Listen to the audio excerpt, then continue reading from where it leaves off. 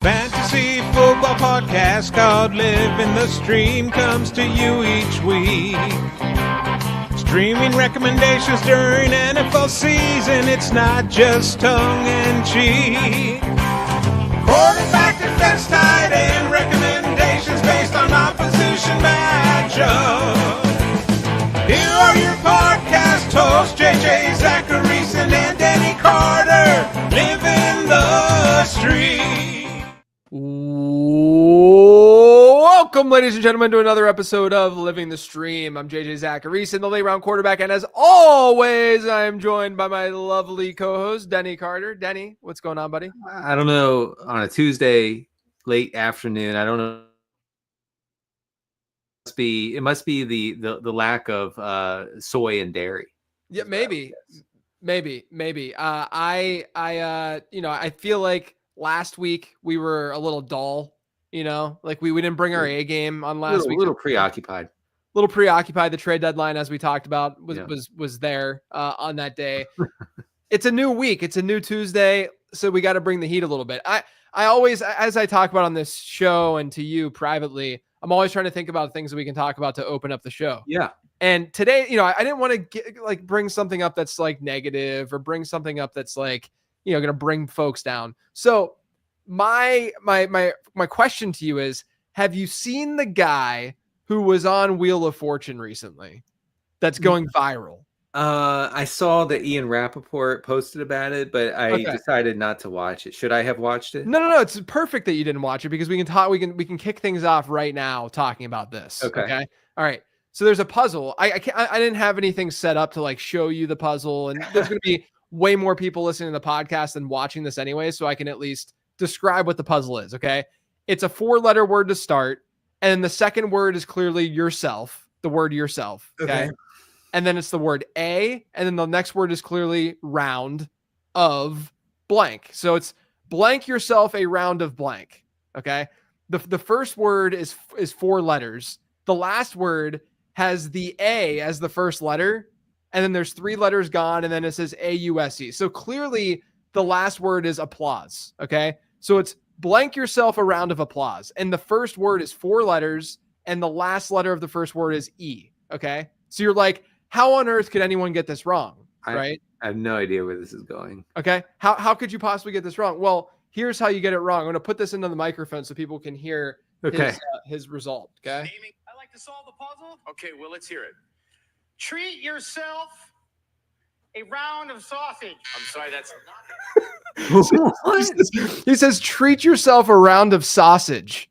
I heard. I don't understand. There was no sausage involved. There was no sausage in there. No sausage at all. And he said, not only that, I was texting my buddy. So clearly the funniest part is the fact that he took applause and transformed it to sausage. The sausage. So he's from Chicago. Yeah, clearly. So he changes applause. That the A was already sitting there. Okay. So what? The A was already revealed. Okay. So we knew that the last word started with A, but he still said sausage. But then also the low-key funny part is the first word, you only had the E at the end, but it was a 4-letter word, and he said treat. Right. No, I mean, he's catastrophically wrong on both of the words. Right. Just insanely wrong. And I thought to myself, this is why you don't go on game shows. Well, how did this guy get on? But you don't this is exactly why I would never go on a game show, is this moment, because we can all have brain farts. Like we can sit here and say, this guy's a freaking moron. He doesn't deserve to be on anything ever again. Well, and he's a miserable person or something. Well, he seemed pretty happy with that answer. Well, yeah, he seemed pretty confident that it was at least in the right ballpark. Sausage. But here's the thing.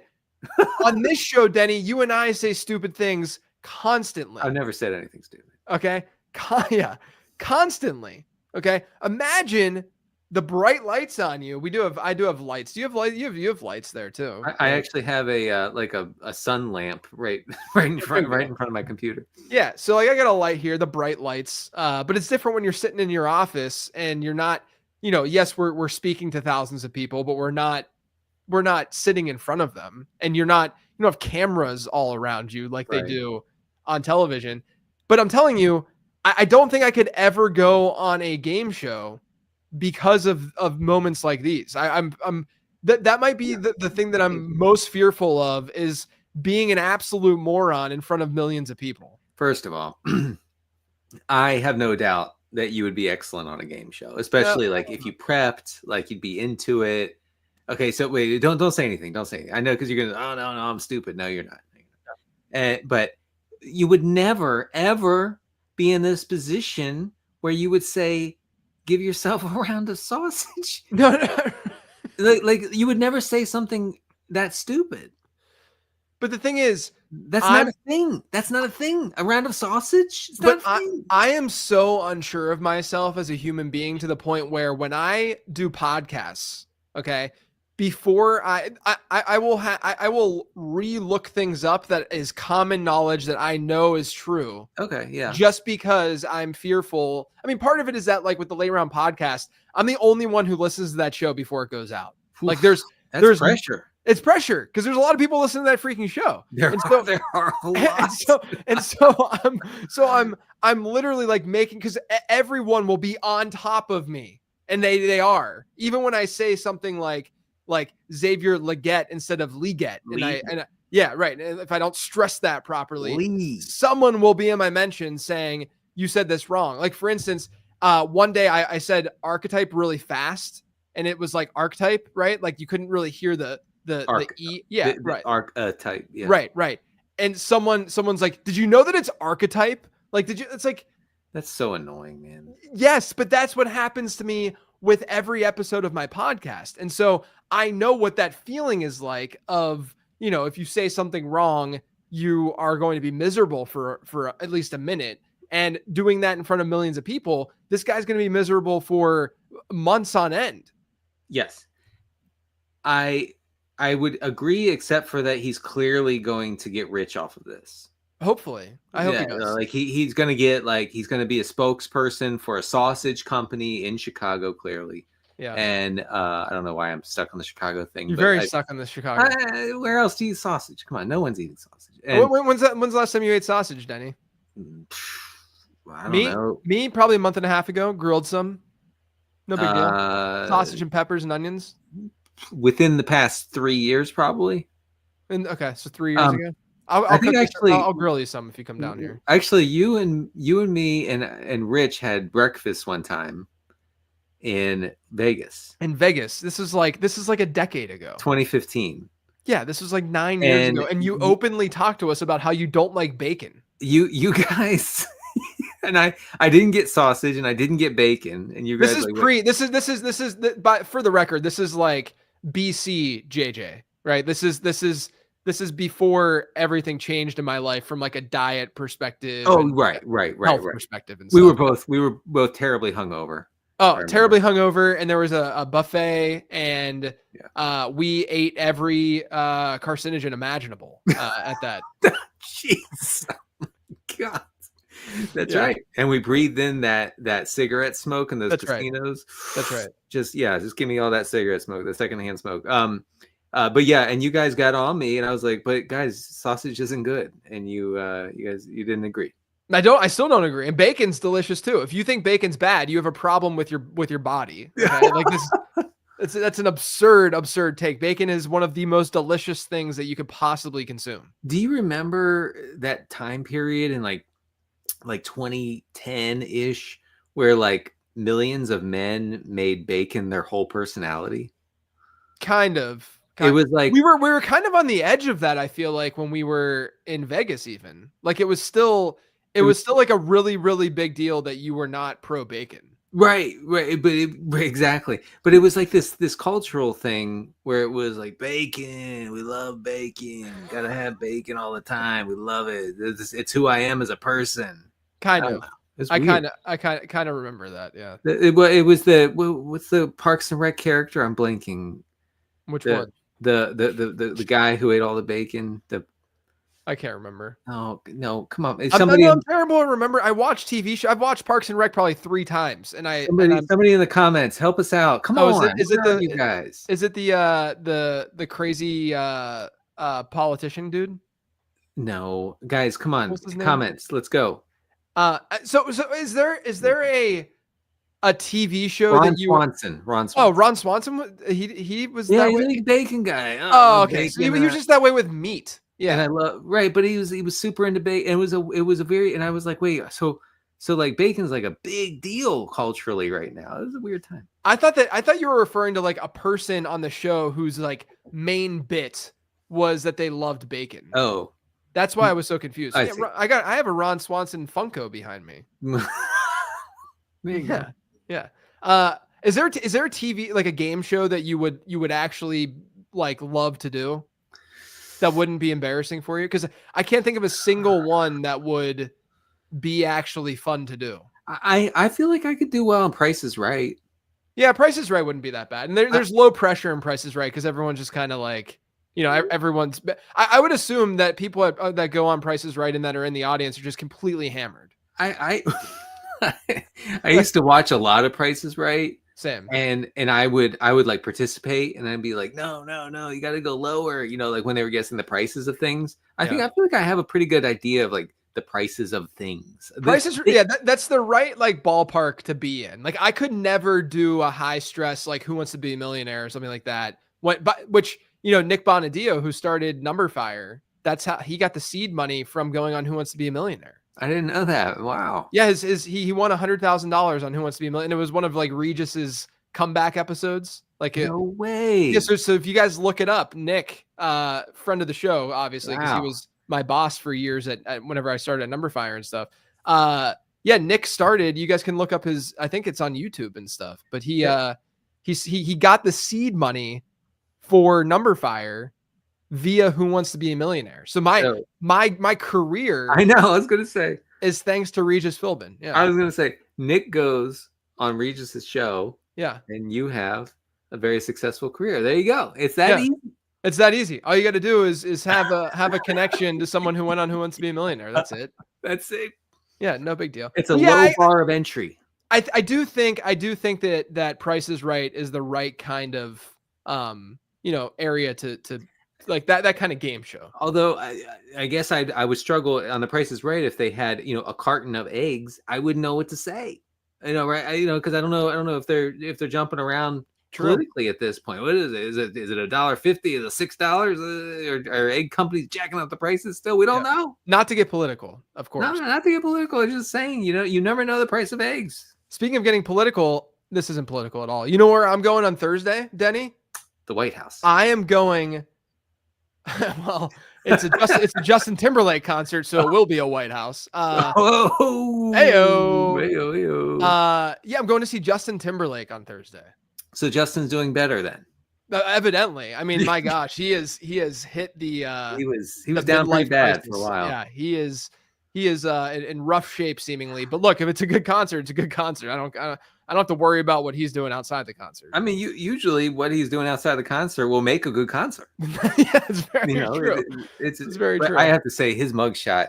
That's a tough one. That's a tough mugshot. I mean, it is. It's just so strange where we just kind of expect the people that we grew up, like he was a part of our pop culture for our entire like childhood / into our adulthood and stuff, right? Like he was a very main part of all of that, and you just kind of assume that those folks don't age while you age. I know. Well, they kind of don't anymore because of all the surgeries. That's true. Yeah, and the guy who's teaching everyone to anti-age. Oh, the vampire. Yeah, the vampire. Yeah, that guy's weird. No, but I mean, seriously, like I saw who's Rachel from Friends? Jennifer Aniston. I saw Jennifer Aniston on TV like 3 weeks ago. Oh, she looks the exact same as she did in 1994. And that's not good.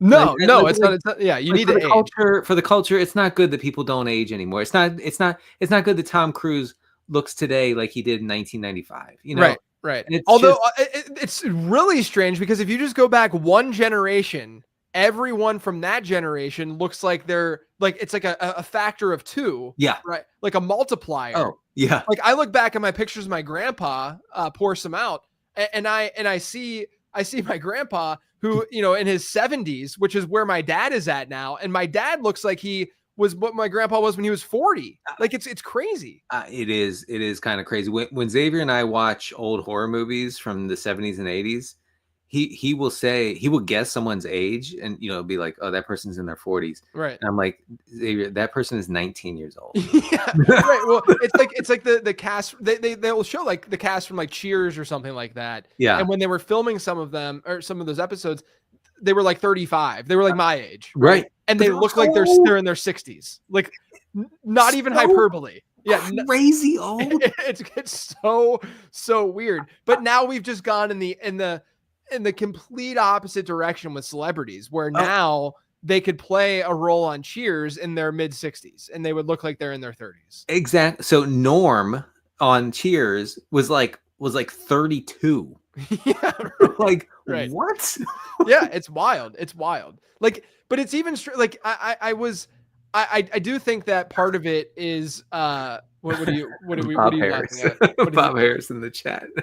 Yeah, Bob says, as I near my 1000th year, I credit never going outdoors. Also, all the heavy metal, Bob, you that keeps you young. I know. Reba's a great example, right? I mean, there's even like people like Suzanne Summers, for instance. She passed away like 2 years ago, and people didn't realize that she had passed away. But she looked the same that she did as she was like dying, and we didn't even know. Like it's just everyone like Christy Alley looked the exact same, and she was dying. That's the thing that's most weird, is that even when people are dying, it's not even seen. It's not good. It's not good. It completely throws off like the rhythms of culture, you know, like you're supposed to look older, get older. Yeah. I'm supposed to be able to look at you and be like, hey, Sylvester Stallone looks old, but no, he doesn't, because he got a whole new hairline. So, you know, like what am I supposed to do with that? Diego Lopez mentions that Nicole Kidman literally has her face frozen in place at this point. Yeah, it's true. It's okay. True. From 30 years ago. And it's true. I mean, you know, she looks like she did 30 years ago. I don't know how. It's probably not good. There was someone else who mentioned anyway. Reba was the other one. Oh, Reba. Yeah, Reba's probably the quintessential example of this. Reba McEntire. I mean, Dolly Parton to some degree too. Looks younger. Reba looks younger today than she did in 2000. I mean, what? Or what's her name? I'm just blanking on the actress that was in Happy Gilmore, and then she was in Modern Family. What's her name? Oh, yeah, I don't know her name, but yeah. Right. Same deal. She literally looks younger today than she did in Happy Gilmore. Oh man. Yeah, I know. People are going to be tilting that we can't remember names, and we're directionally correct. It's fine. You guys can directionally correct. Yeah, I got to use that more often. You guys can deal with it. All right, let's look at what happened last week in week number 10. Kind of a rough week, I'd say, overall. Yeah. Aaron Rodgers really was a disappointment. He only scored 4 fantasy points. I don't understand how he's this bad. I mean, he was just horrific. Russell Wilson, fortunately, had 18. Derek Carr had 20.5. That was a good game for him. Daniel Jones, who, I mean, looked like he was going to have -4 at one point. He ended up with 12.2, so it wasn't like a completely lost game for him. Zach Ertz at tight end had 7.1. All of our tight ends had like the same score. Zach Ertz 7.1, Mike Gesicki 7, Jonnu Smith 7.5, Jatavian Sanders scored a touchdown 8.8, Theo Johnson 7.7, Taysom Hill 7. They were all like the literal exact same guy. And then on defense, it was probably it was our worst defensive week of the season. We only had 2, but the Giants only had 4 and Atlanta had 1. Atlanta's defense was so pathetic against New Orleans. I mean, New Orleans is running guys at wide receiver that we've never even heard of, and Atlanta can't stop them. The Falcons didn't even want to be there. Right. I covered that game for Roto World, and Taysom Hill had an 88-yard touchdown called back in that game. Taysom Hill outran the entire Falcons secondary. How is that possible? Yeah, not great. Julie Bowen, by the way, is the actress's name. I can't believe I couldn't remember Julie Bowen. I'm not sure. We're not trying to like hammer like women celebrities here. I mean, there are guy celebrities. Yes. Who, I mean, I've mentioned Stallone. I've mentioned Tom Cruise. I guess Schwarzenegger. Brad Pitt. Brad Pitt is like 60. Yeah, Brad Pitt. Yeah, I don't. But he might just be the rare instance where he just has great genes. Yeah, so I don't see his face like pulled back. No, like you're this, right. You're right. you know? You're right. I'm more so speaking to the fact that he still looks like he literally looks like he's my age. Yeah, that's messed up. But look, going back to the Justin Timberlake stuff though, props to JT for looking his age. Like he looks his age. He does. Right? Like he's in his early to mid 40s. Like he looks his age. I think he does. Diego Lopez mentioned Simon Cowell, and my God. What's a great one. Yeah. Simon Cowell, he looks like a cat. Yeah, I don't know what's going on with Simon Cowell. That was a good one. All right, let's move on to week number 11. I'll kick things off. I'll go with Russell Wilson. Russell Wilson likely not going to maintain his 7.1% touchdown rate that he has this year, but it is a good spot against Baltimore. Now, do you get the feeling that it could be a bad spot against Baltimore because of the Steelers-Ravens game? Do you get this feeling that this is just going to be a 13-10 final because this is the way the Steelers and Ravens do things? I don't. I don't fully, but part of me does because of what we've seen with these teams historically. Right. But matchup-wise, on paper, like I said, Russ is playing well, 7.1% touchdown rate. The Ravens, so I adjust passing yards and I look at how teams perform versus quarterbacks and how quarterbacks perform against teams versus their season-long average in passing yards. And so because Baltimore typically faces a lot of passing volume, their pass funnel for the most part, they've allowed 77.3 more passing yards to be thrown on them versus their quarterback season-long average. So the Steelers walking into this game would be expected, based on that number, to throw for 77 more yards than their season-long average has been, which is bonkers. Number one in the league. I mean, they're a very, very easy team to throw on. They're the third best matchup by adjusted fantasy points allowed. Steelers have a decent 22.5 team total. So yeah, on paper, it's great. You just, it's just more of those field-based things that you have to be a little bit worried that, it's a typical Steelers-Ravens matchup. It turns out that Russ's ability to simply throw the ball into the air very high is good for George Pickens. It's been fun, man. I'm not gonna lie. Like as a more of a closeted Steelers fan these days, but like as a Steelers fan, like it's just nice to like see things come like that piece come together to some degree after the team has lived through the corpse of Ben Roethlisberger, and then they went through the Kenny Pickett time frame and all that kind of stuff. Like I think Russ is kind of legit. Like I think he's not bad. Like I think that this could be a situation where he is their quarterback for multiple years. It's not just like a 1 or 2 year thing. He fits really well. And we have to remember how good of a personnel move this was for the Steelers. Yes. They signed him to the bare veteran minimum. Yeah, because he's already making a ton of money. 1 year deal. I mean, it was the easiest move ever, and it has paid off tremendously. So good for them. Yeah. I have Bo Nix. Nick's still widely available. Why? I noticed that too. Why is that happening? Don't really understand what's going on there. But anyway, the Broncos have a not hateful 23.25 point total this week against Atlanta. The Falcons have the 6th lowest quarterback pressure rate on the season. They are allowing the 3rd highest completion rate over expected through week 10. That's pretty good. And rushing quarterbacks like Bo Nix, I know it didn't work out last week. He only had, I think 3 rushes against Kansas City. But rushing quarterbacks have had some success and some volume against Atlanta this year. Jalen Hurts had 14 rushing attempts. Justin Fields had 13. So we could actually, I could see Nix getting back on track with that rushing that we like so much.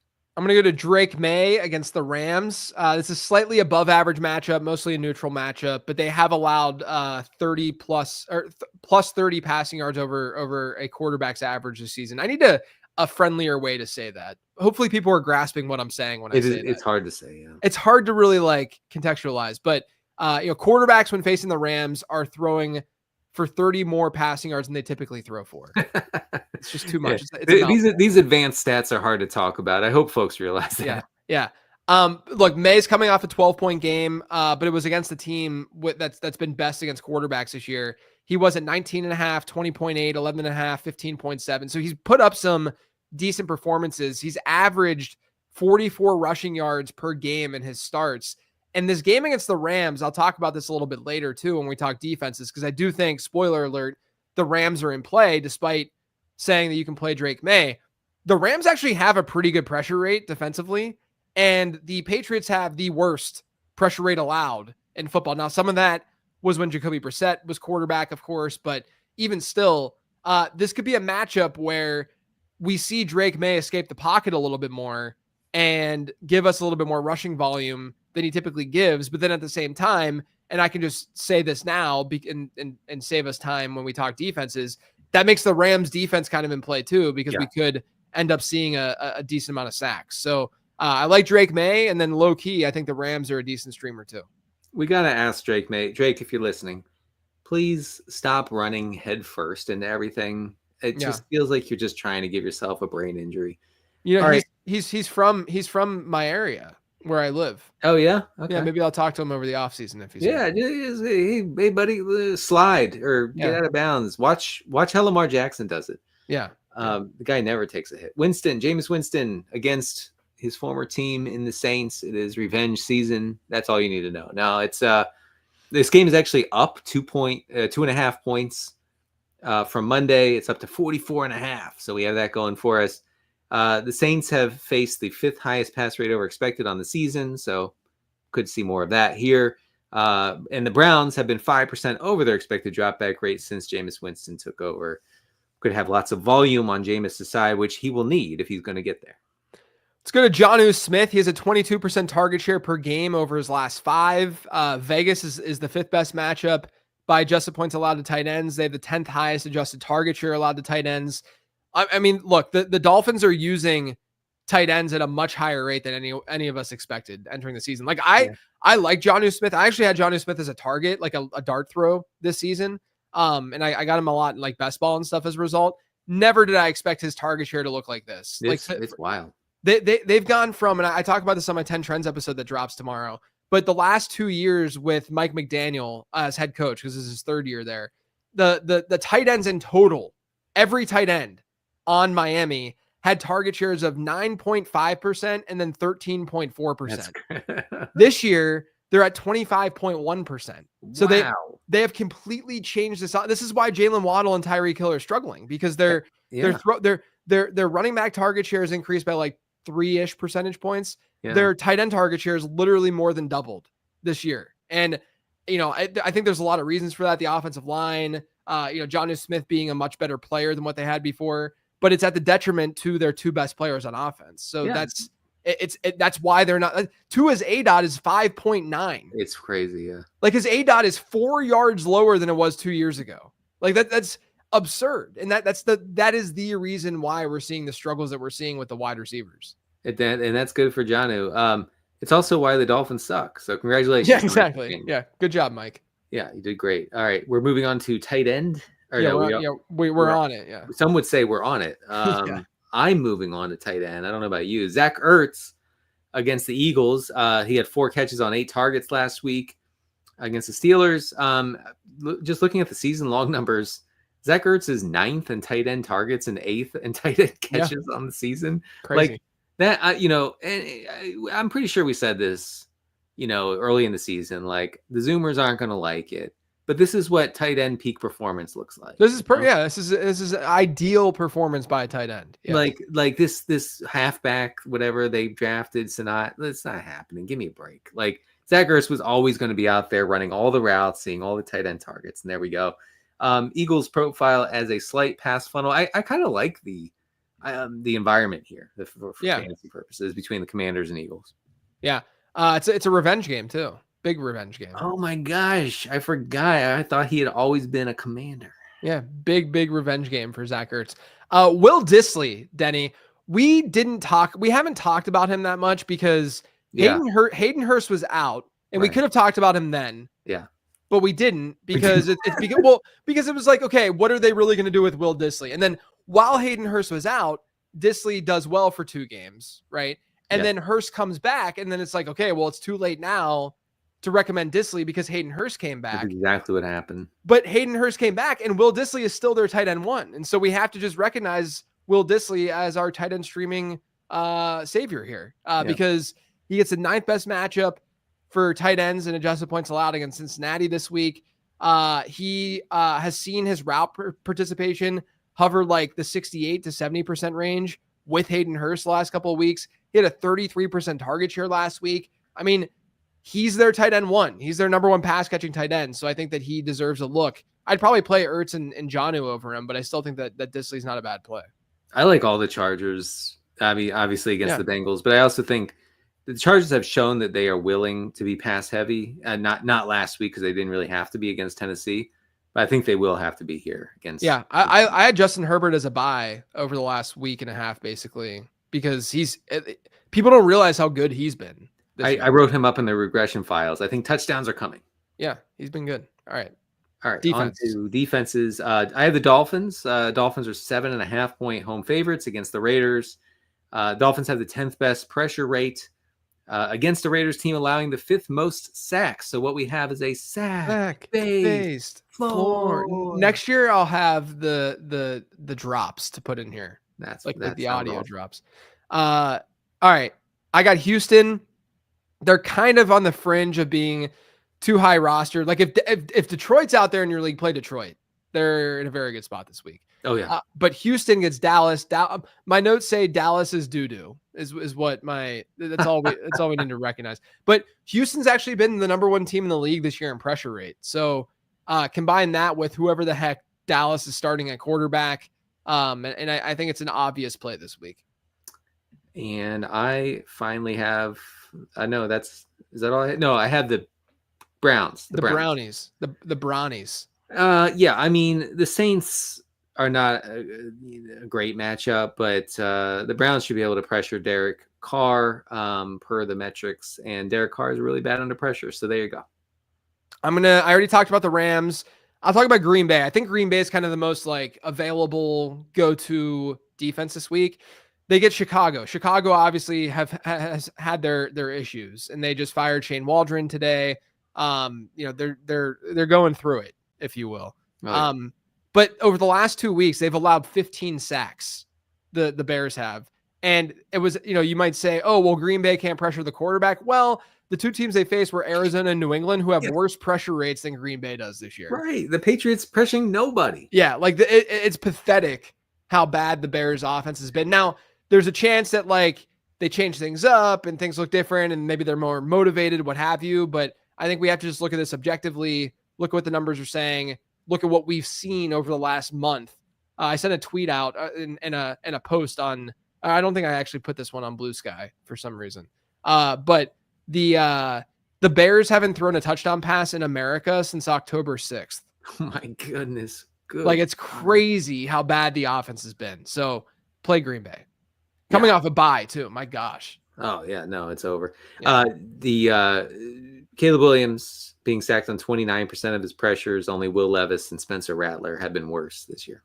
Do you think this is a Caleb problem mostly? Yes.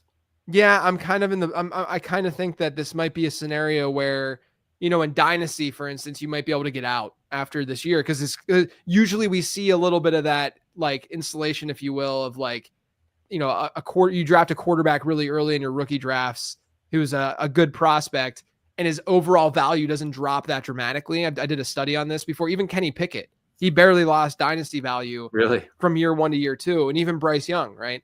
And usually though, you have a pretty good idea of how good a quarterback's going to be after year 1, like regardless of circumstance. Sacks are a quarterback stat. Like if you don't want to be sacked, just don't be sacked. Yeah. Like throw the ball away, throw it quickly.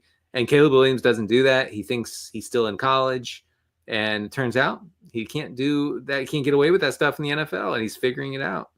He just got to look. I'm giving him the rest of the season, but yes, this has been pretty rough. Really bad. I mean, you have reports of Bears veterans coming to the coaching staff asking for Tyson Bagent. Yeah, I know. Wow, I know.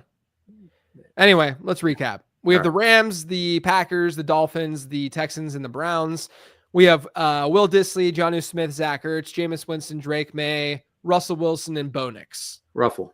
What if we just said? What if we just called him like one word, like a Pokemon? Bix. Like his name is just Bo Nix. Bonix. That does sound like a Pokemon. Yeah. All right, let's get to these questions. Some of them from last week. This first one is from @JohnBoschFF on Twitter. We have some from Blue Sky as well that I'll get to. Scale of 1 to 10. How bad is it when you're trying to wait to get home to solve the bathroom issue, but someone else is driving? This is why I always drive. Wait. So you're in the passenger seat. You gotta go. Like your wife's driving or something, and you gotta go. And you're. That's a rough spot, man. Yeah, I'm always driving. You need to have control in those situations, and if you know that's always a possibility, you got to be driving. I feel like you just got to pray at that point. Yeah. I mean, you just feel so helpless. You're just in the passenger seat, just like moving around, trying to escape an F. That's a fart. No, and not S your P's. You know. No. Not to get religious, but you gotta hand the wheel to Jesus. Yeah, Jesus, take the wheel. Next question @FF_CEO. If you have a bidet and teach everyone to use it, is it then okay to have family cloth? Or is that still the most disgusting thing to hit bathrooms since Taco Bell got rid of the buffet? No, whoa. Family cloth? Yeah, family cloth. I remember Googling this last week because I've never heard of the phrase family cloth, but it is exactly what you think it is. Yeah. You mean you're wiping? Everybody's wiping with the same cloth? It's like a shared, non-disposable type situation where you wash it. And then instead of yeah, Diego, correct. Diego says, I'm confident this is white people's fault. It is. We will take total blame. Yeah. It's a shared cloth that folks use. Just use toilet paper, guys. Just stop. The incoming administration needs to do something about this. This I will 100%. I think this is a bipartisan issue. Yeah. Like 100%. The health department, the new health regime needs to put a stop to this family cloth. Yeah, it's a ridiculous thing. Next question @Doretto Tom. It says, why does anyone make trades? The very best scenario is a sense of relief that you got really lucky. At worst, you're on the other end of the deal and you feel like you made a terrible move that may have sunk your season. I haven't made a trade in a really long time. Really? I make trades all the time. I propose trades constantly. I'm only in like quote unquote experts leagues, and we don't trade. Yeah, we don't trade that much in those leagues. I did do one though with John Daigle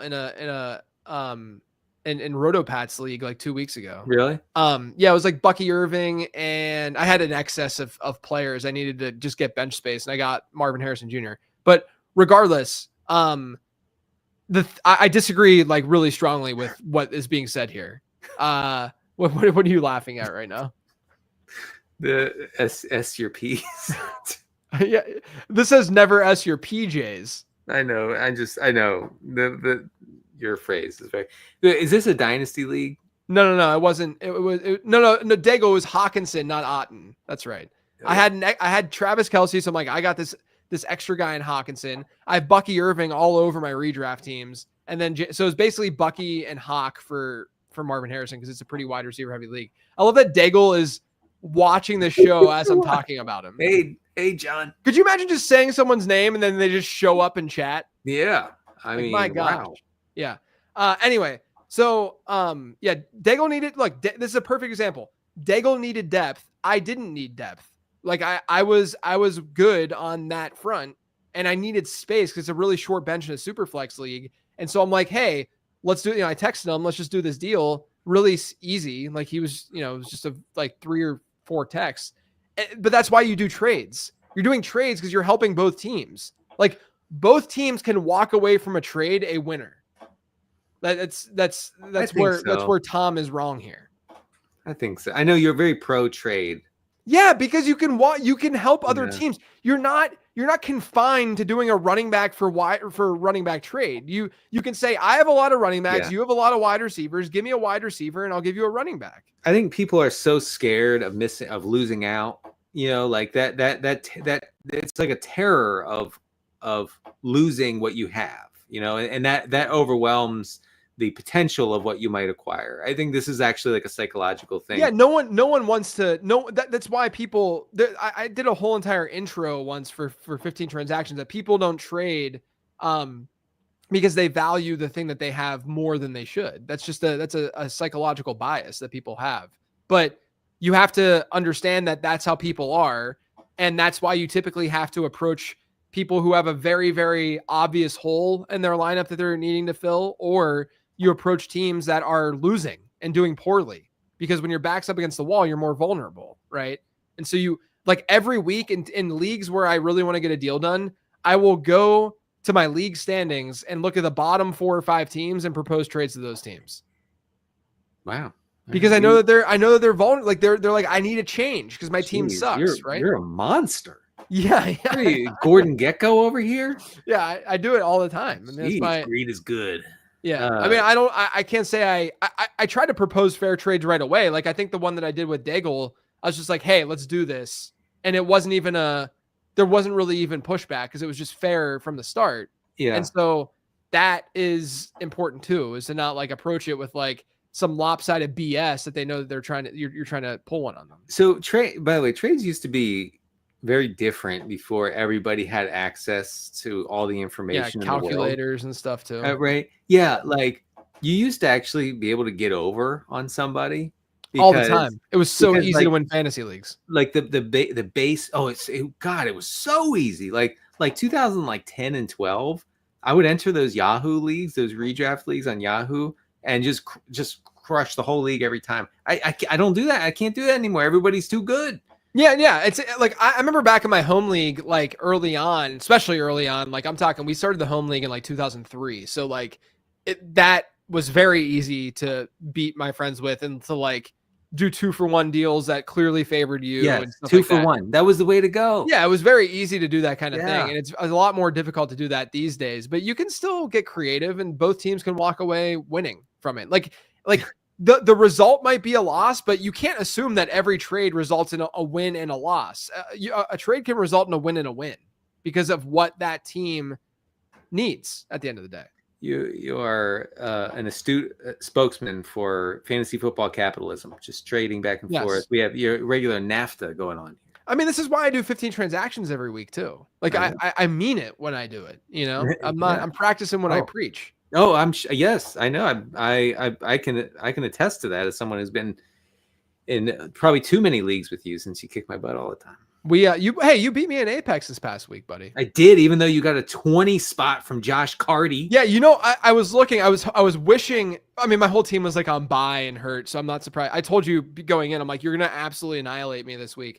But I was really close to even the league median this week. I was shocked. I know. And the only reason I didn't get there is because I had to start Ray Davis because I had no running back to go to in my RB2 spot. I actually thought Jaden was going to kill me because I only got 8 points from him. Yeah. And in that league, but then Josh Carty got 20 for you, and I seriously was like, what's happening? I think if he got one more field goal, it would have maybe happened, right? Yeah, and then I seriously would have become a monk at that point. Yeah. I am in second in the Living the Stream listener league though. You are. I did notice that through gritted teeth today. Like right on the fringe of my Apex team is probably my worst team record wise this year, but I'm on the fringe of the playoffs there. I'm gonna do it. You'll easily make the playoffs. I don't know about that. It'll be fine. Next question at Diego24FPS. Diego's in chat right now too. What happened to Mike McDaniel's swag? He looks like he hasn't washed his hair since the draft. Come on, man. No. I agree, man. I think Mike McDaniel, I'm just going to say it because this is the podcast where we can just say things. I think he's one of the most overrated coaches in the league. Oh, yeah. No, there's no doubt about that.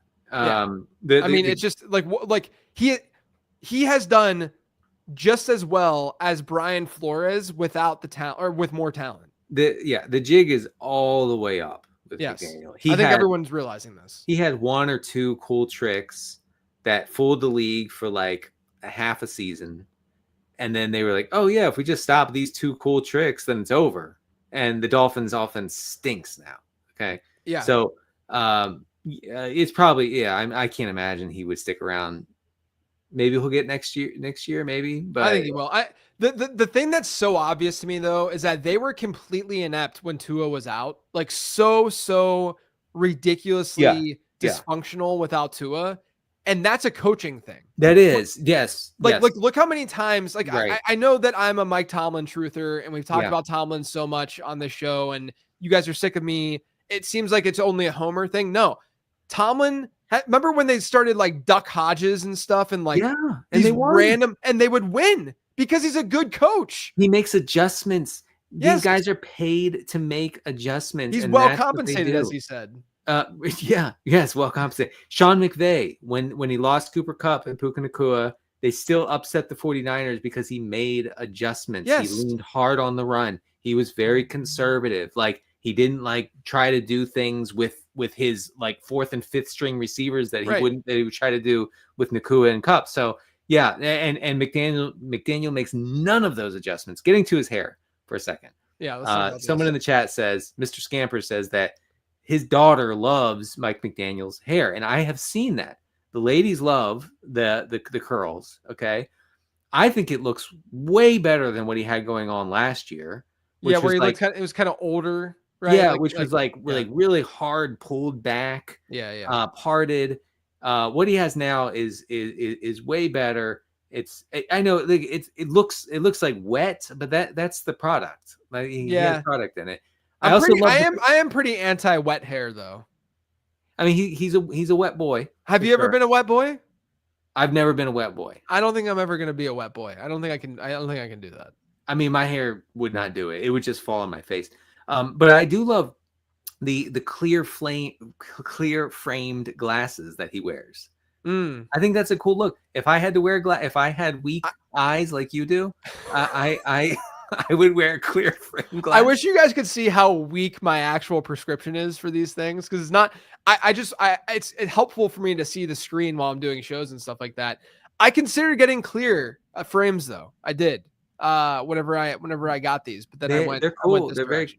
Yeah, if my eyes were deficient, if they didn't work like God intended, then I would wear those. I guarantee you have just as bad of eyesight as I do. You just aren't going to the eye doctor. I guarantee it. You know what? That's what all the haters say. I guarantee including my wife, including like my dad. He thinks that you all think I can't see. I see just fine. I see as well as I did when I was 12 years old. That's what I was saying. And then I was like, you know what? I'm just gonna go to the eye doctor. And I got glasses. That was the outcome of that. One thing I could promise you, I will never go to the eye doctor. It doesn't matter. Ever. You'll be 80 years old refusing. EVing Made Easy said something about me loving on Kenny Pickett because he played this past week, and then he said soon we'll hear about how Pitt is doing. No, we're not, because Pitt lost again this past week and they ruined their season against Virginia. So no, we're not talking about Pitt. I can be from Pittsburgh and objectively love on Mike Tomlin. It's fine. By the way, I was in Pittsburgh last weekend. That's right. I forgot you were texting me about this. How was your experience? I tried to go to Primanti's. Okay, first of all, there are like 5 Primanti's. There's a lot of them, yeah. But there's only like there's like the original one that you could always go to in the Strip District. I didn't go to the original, but we tried to go to one. There was an hour and 20-minute wait. Where was it? Where were you guys? Gosh, I don't. Was there one downtown? Yeah, it was downtown. Yeah. Okay. I don't know where all of them are anymore because I haven't lived there. I was like, hold up. What, to get a sandwich? For real? Yeah. Dude, it's so good. Oh, there is that one downtown and by PPG, by the Spiky building. There's like the glass Spiky building. There's one right there. Building, yeah. Market Square area. Yeah, it was good. It was a good little weekend. We saw a comedy show of a comedian. I can't remember her name. Did you do any like sightseeing? No. No. Did you stay the night in Pittsburgh? We did. And you just left? We just left. Yeah. I don't know. We saw the bridge where you have your wedding pictures from. Yeah, Roberto Clemente Bridge. Yeah. We were PNC Park. We walked right past it. We could on our way to the theater. It was and I said that's where JJ got married. There's nothing in this world that someone from Pittsburgh likes more than to talk about Pittsburgh. Oh, you guys love it. Oh my gosh, I could talk about. I love when I meet someone who is from Pittsburgh and like just talk about like the different just talk about things there. That's it. Just talk about anything. You could talk. Let's see. You could. Oh, I actually have a story to share. But you guys could talk about every square foot of Pittsburgh. Yeah, I think so. I think so. Yeah. All right. Okay. So I was out on the streets of downtown Pittsburgh at 3 a.m. Ooh. And the reason why was because I had a massive splitting headache because I had 3 beers at dinner. Wow. And I didn't bring any pain medication, no ibuprofen or anything. And was this like were you sleeping and you woke up, or were you like? No, I woke up and I was just pounding, right? Okay. And so I went downstairs in the hotel and I went to the little shop and they didn't have nothing. They had no Excedrin, no Advil, nothing, right? So I had to go downtown, walk downtown, and let me tell you, there are people partying. People having a hell of a time at 3 a.m. in downtown Pittsburgh. Wow, that's shocking. I go into this little convenience store, right? And people there carrying on. There's just pot smoke just floating everywhere, every which way. Nice. I mean, I'm getting through it like a ship through the fog. Yeah, and the high cured your headache. Yeah. And somebody wanted me to stay and party, and I said no, I'm pretty tired. So I got some Advil and I went back. Wow. So downtown Pittsburgh when I lived there was always just dead all the time. But I have heard that it's at least gotten a little bit more lively. They were having a good time. That's what I'll say. Good. That's good. Next question. At Vontae_Mac. Which NFL coach has done the least with the most? And conversely, which coach has gotten the most out of a terrible roster situation? Oh, the least with the most this year? Yeah, I guess. I mean, the Bears are good. The Bears should be good. The Bears are probably a good answer. That's one that came to my mind with Eberflus. It's just like you have one of the best defenses in the league, and you have the best wide receiving room, arguably in the league. Right. You have a talent at quarterback, and you're this bad. So that's probably a good one. I mean, there's going to be some that we're not thinking of, but gotten the most out of a terrible roster. No, on the flip side, now I'm thinking. Do you think that the obvious answer is like Eberflus? What? Gotten done the least with the most. Oh yeah. Yes, that's the answer. Let's go to the other side. The flip side. What do you think? It could be Mayo. Like New England isn't as much of a pushover as I thought they would be. Because the roster's pretty bad. Oh, the Chargers are another one. The Chargers are a really good one, I think. They're so well coached, man. Yeah, Harbaugh is just a good coach, man. He is. Him and Tomlin are just good. They're just good. Yeah. I think Harbaugh is the answer to that one, actually. Yeah. I feel like Andy Reid is squeezing everything he can out of this Chiefs team. I agree with that too. Like, they're not that unbelievable. They're just running so unbelievably pure right now. They are. Crazy. They are. Crazy. Like I don't know. I mean, they have nothing on offense outside of Mahomes. Like, even he's not that great anymore. Yeah, I'd say Tomlin. Obviously, I just don't want to only gush over Tomlin, but I think Tomlin's an obvious one. Not necessarily like I think their roster's decent this year, but historically he's done a really good job of getting something out of nothing. But Harbaugh, I think, has to be the answer to that for this season. Like, he's just been so good. So you remember all those years of the Chargers chargering, right? We would always say this. They would lose leads. It was because basically they were losing like around the edges, right? Mm-hmm. They would lose the little edges on the game constantly. And with Harbaugh, they destroy the edges of the game. Right. And so when they get up by 10 points in the fourth quarter, they don't charger anymore. Yeah, you feel good about it. Yeah. Yeah, they win. Dan Quinn's doing a great job in Washington too. Oh God, that is crazy, isn't it? Yeah. So props to. Apparently, he's like a really, really fun. I could see this because he wears his hat backwards. He wears his hat backwards. Exactly. That's exactly what I was going to say. That he's a player's coach because he wears his hat backwards. I want to you. Hello, fellow kids. How do you do? That's exactly right.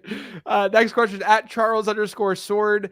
Do your kids eat a wide variety of foods? How do you manage your kids' food choices in comparison to how your parents managed yours? You have a little bit older kids, so your perspective is going to be different than mine. So you yeah, can how do you handle it? all right, Compared I'll to start. That's fine. sorry. We yeah. We we try to give like my kids eat healthier than I did when I was their age because I ate like absolute trash whenever I was their age. But they're picky. Like they're very like Avery's 6, CJ's about 2. Like they're picky. Like they want their things that they know that is comfortable to them. And so at some point, you have to give in to some degree with that, but we still try to, fortunately there are some foods that they just like that are good for you. And so we try to lean into those more than like what my parents would do for me.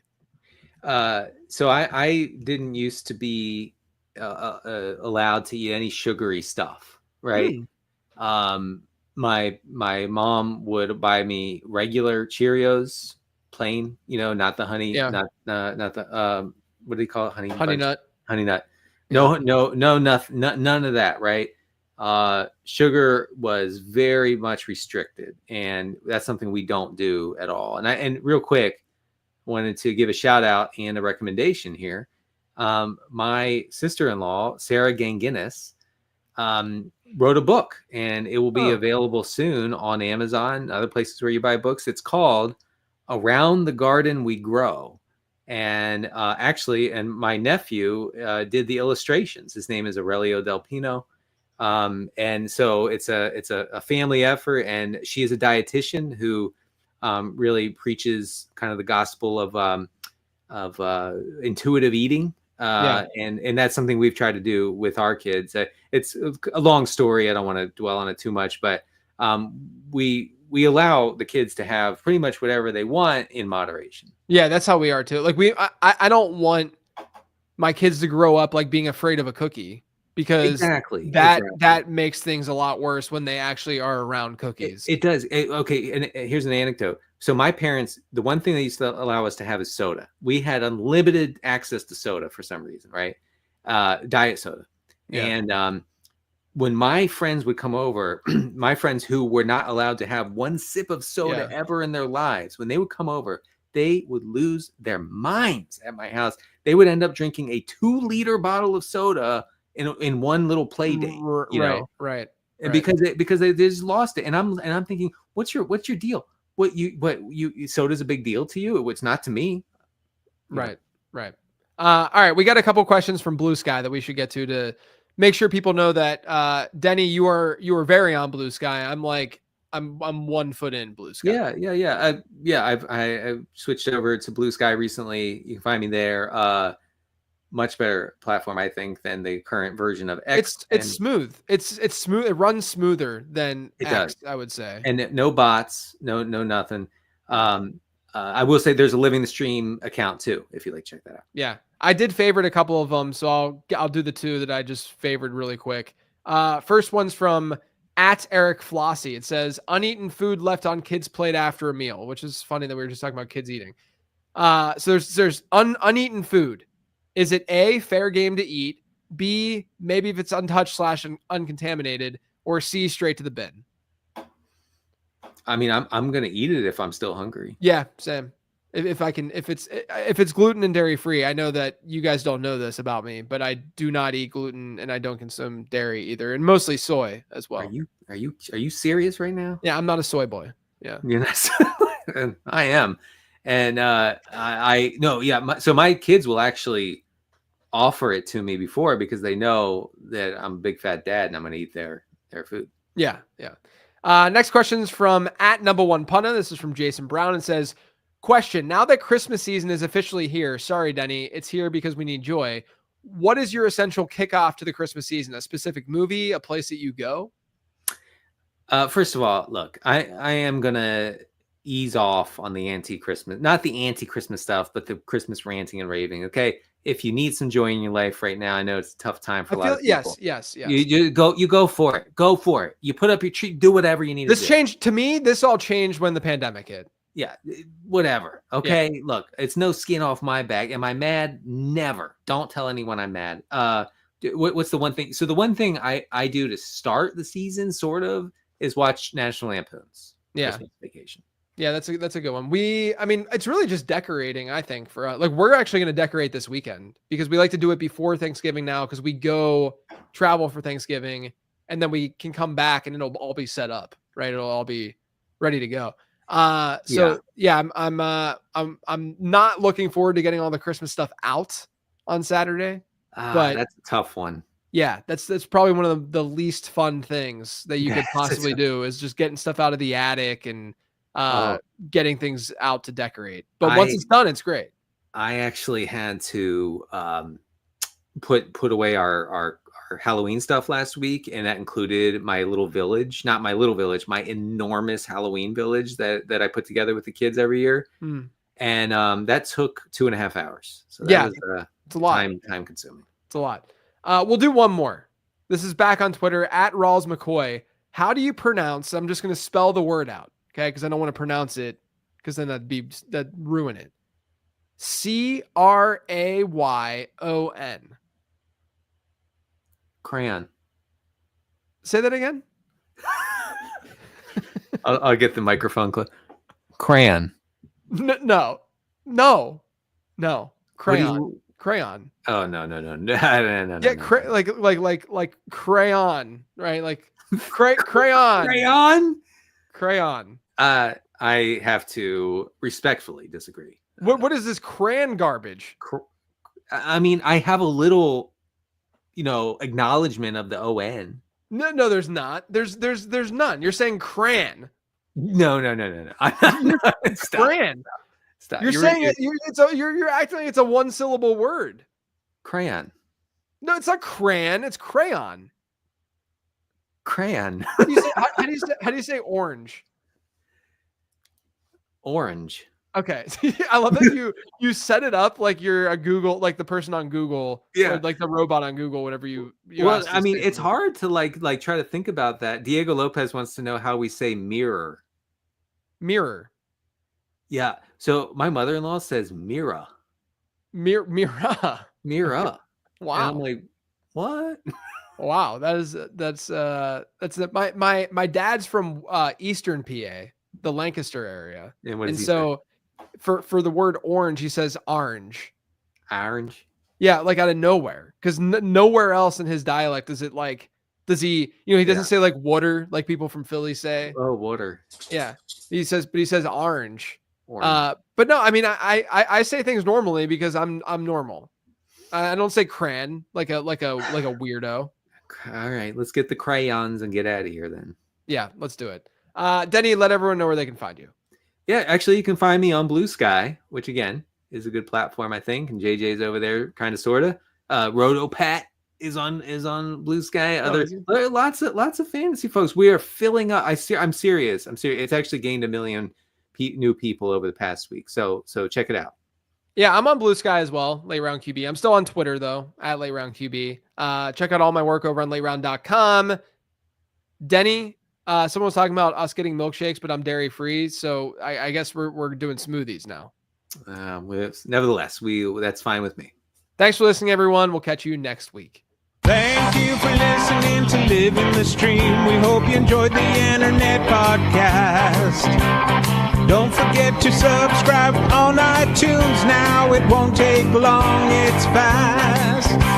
For more fantasy football info, check out LateRound.com and NBC Sports Edge. Hope you come back soon as we share about the teams